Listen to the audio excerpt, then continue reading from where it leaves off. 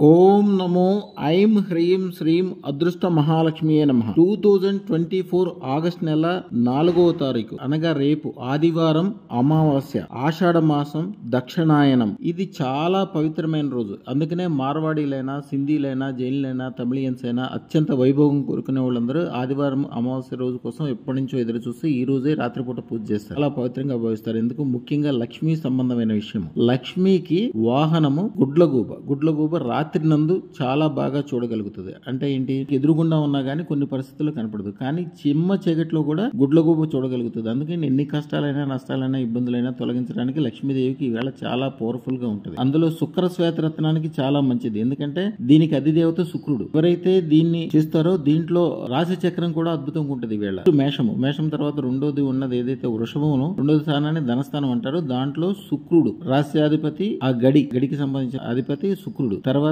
దాంట్లో గురువు, కుజుడు ఇద్దరు ఉంటారు రెండో స్థానంలో, ధనస్థానంలో. అంటే వీళ్ళకి ధనము, వైభోగం ద్వారా గానీ, బంగారాలు, భూములు, రియల్ ఎస్టేట్, ఆరోగ్యము, స్థిరత్వము, పెరుగుదల, గొప్పదనము, కొన్ని రకాలైన రాజకీయ సంబంధమైన విపరీతమైన రాజయోగాలు, ఇవన్నీ కూడా అత్యద్భుతంగా యోగించే అవకాశం ఈవేళ ఉంటుంది. ఎందుకంటే ఎక్కడైతే గురువు, శుక్రుడులో ఎవరైనా ఒకళ్ళు ఉంటే చాలు, కానీ ఈ రెండో స్థానంలో ఈవేళ ఇద్దరు కలిపి ఉంటారు. దాంతో పాటు కుజుడు ఉంటాడు. కుజుడు అంటే రియల్ ఎస్టేట్, మట్టి, ఇటుక, cement, imports, exports, chemicals, government, police department, 64 రెట్లు ఎక్కువ లాభం ఇచ్చే ప్రతి పని దీనికి సంబంధం ఉంటుంది. వీళ్ళ ఇవన్నీ కూడా సక్సెస్ అవడానికి ఇలాంటి రోజు కోసం ఎన్నో సంవత్సరాలు కూడా వెయిట్ చేస్తారు. రేపు వచ్చే ఆదివారం అమావాస్య అద్భుతమైనది. ముఖ్యంగా శుక్ర శ్వేతరత్న ధారణకి అద్భుతంగా భావిస్తారు. శుభం భూయాత్, శుభం భూయాత్, శుభం భూయాత్.